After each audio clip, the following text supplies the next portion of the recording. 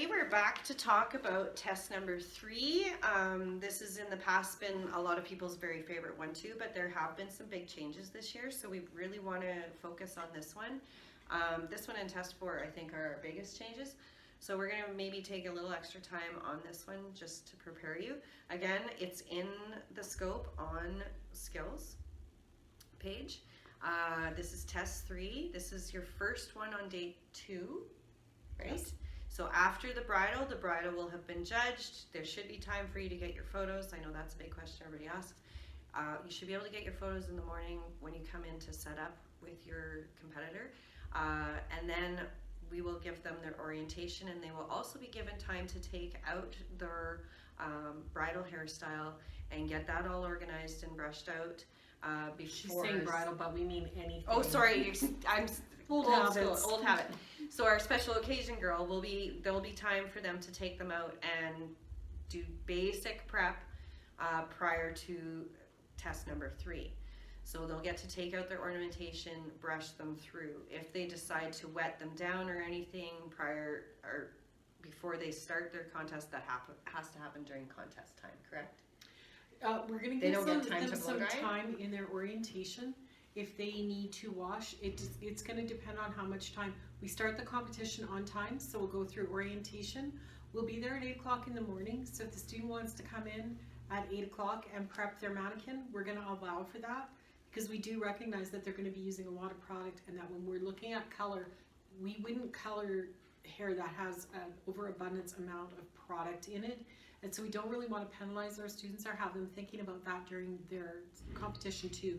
So we are going to be there at 8 o'clock in the morning for anyone who wants to start that process of getting that client ready. We'll stop at 8:15, I believe is the time that we have right now in the scope. And I'd like you to check back, just because every once in a while we have to tweak that time based on judges' availability.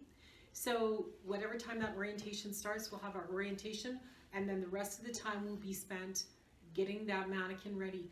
But the competition will start on time, regardless of whether those mannequins have all been shampooed and blow dried and dealt with or not.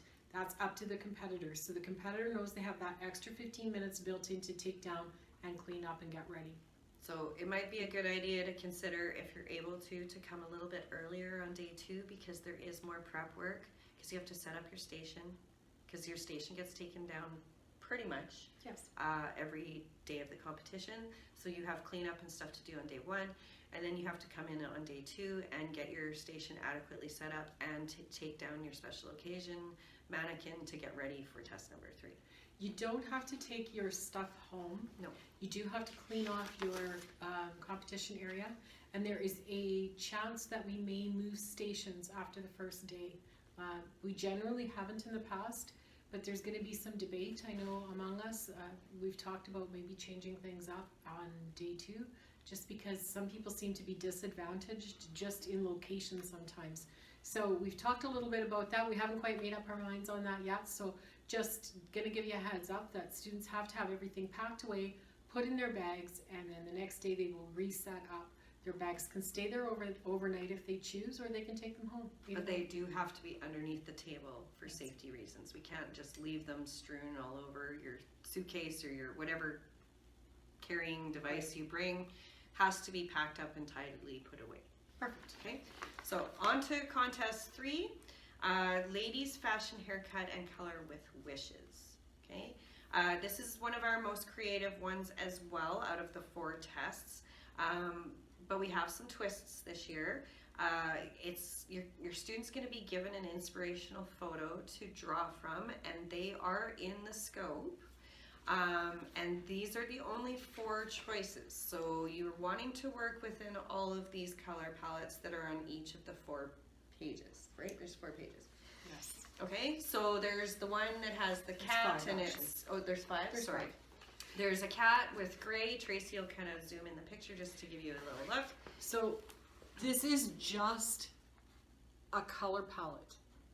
We wanted to get away from people having to pack up their entire salon in the student's kit. It's difficult, and it's difficult to try to figure out what the color combinations may be, and it seems to cause the most stress, both with trainers and with students.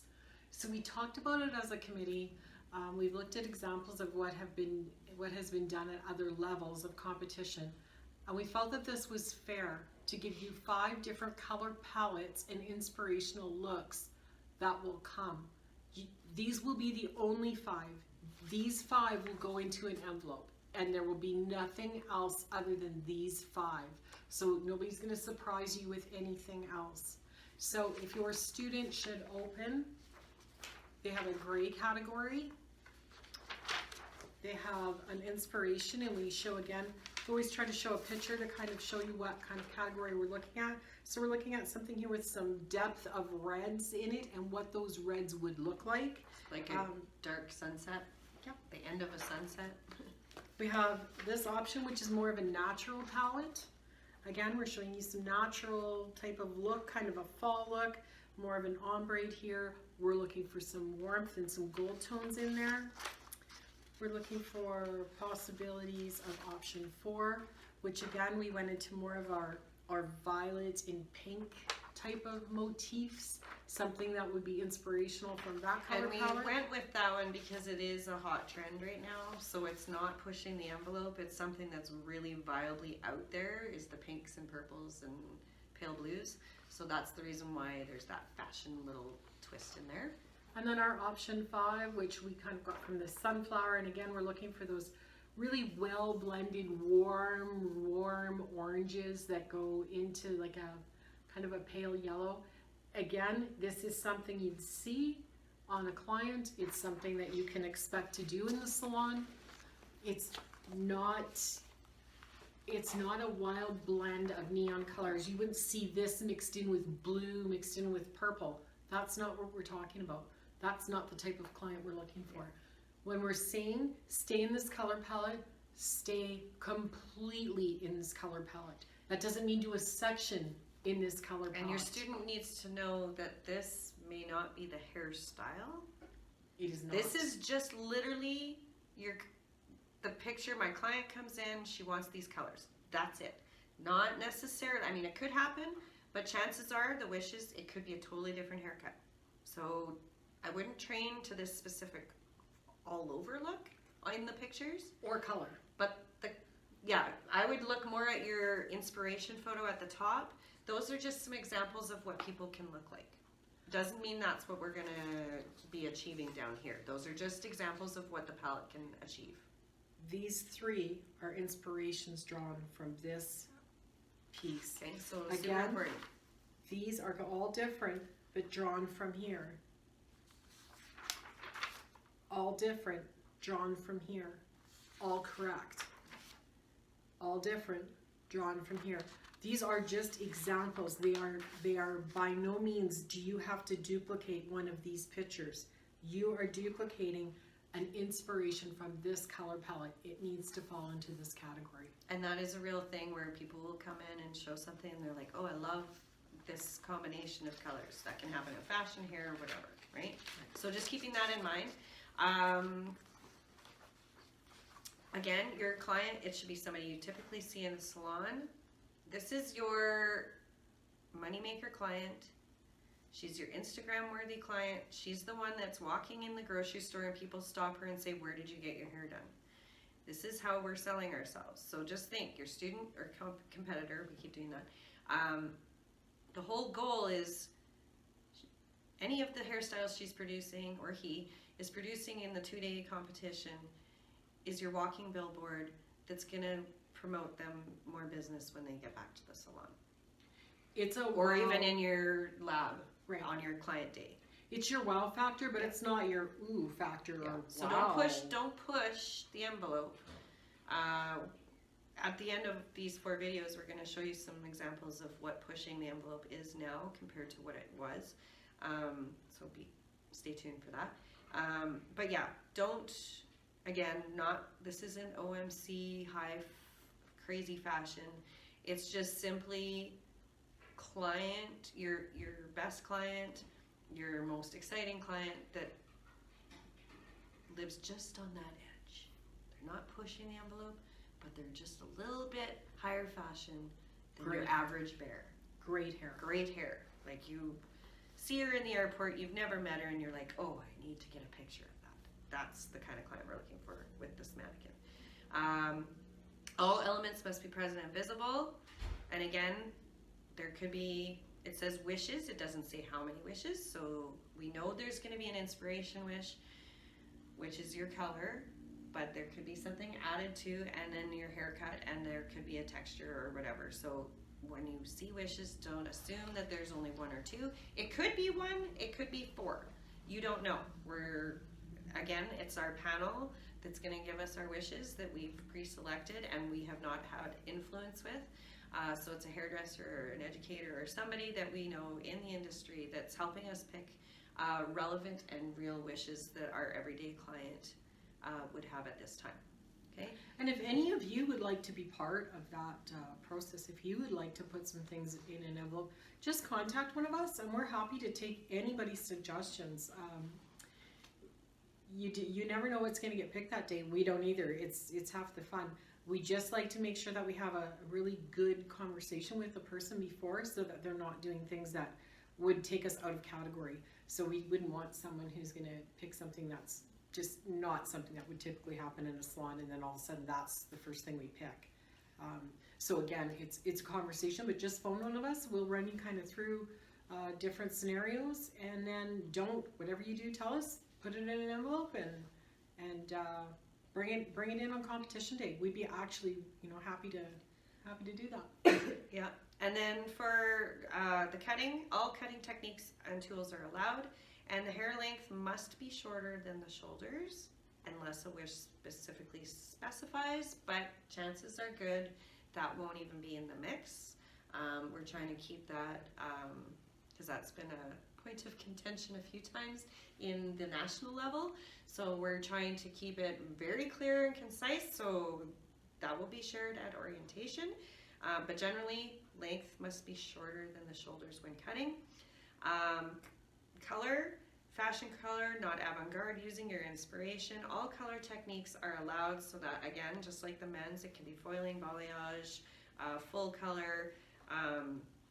But in the women's, the whole head must be colored, correct? Yes. We decided? Yeah, so there is no leaving Ingrid white anywhere. Yes, we know she's beautiful white. We all agree. We wish we could do that, but it doesn't show your technical level and skills. So we want to use actual color, full head. There's no color mousses, gels, or markers or crayons.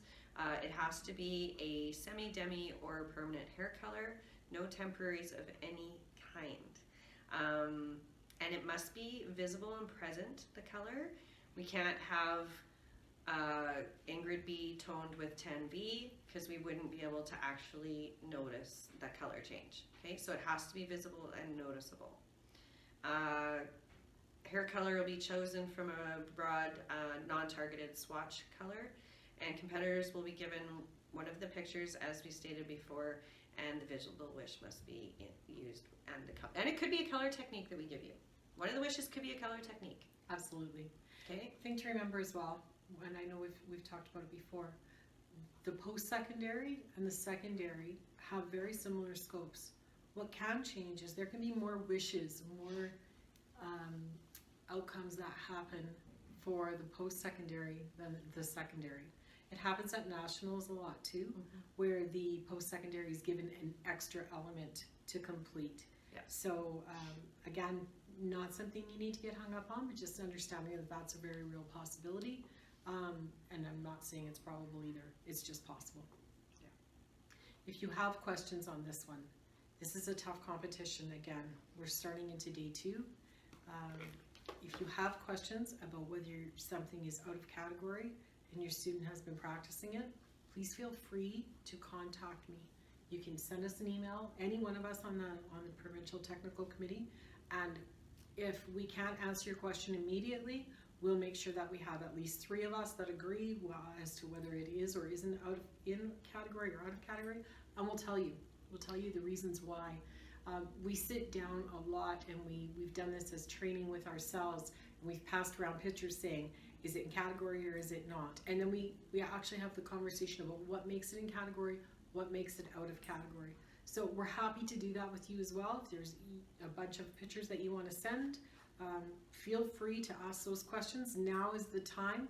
the time is not on the day of competition when your student has been really thinking a lot about what they want to do. That's not the time for them to have to change things in their minds. So if your competitor is being trained in a way that is going to take them out of category, it's very unfortunate, because that has nothing to do with their talent. That has to do with their training. So that's a lot of pressure on trainers. So if you have those questions, now's the time. And again, Tracy mentioned in the last contest, the special occasion one, that it's good to throw a whole bunch of different haircut or special occasion styles at your student with various ornamentations and all of that. I would really suggest doing the same thing with haircutting.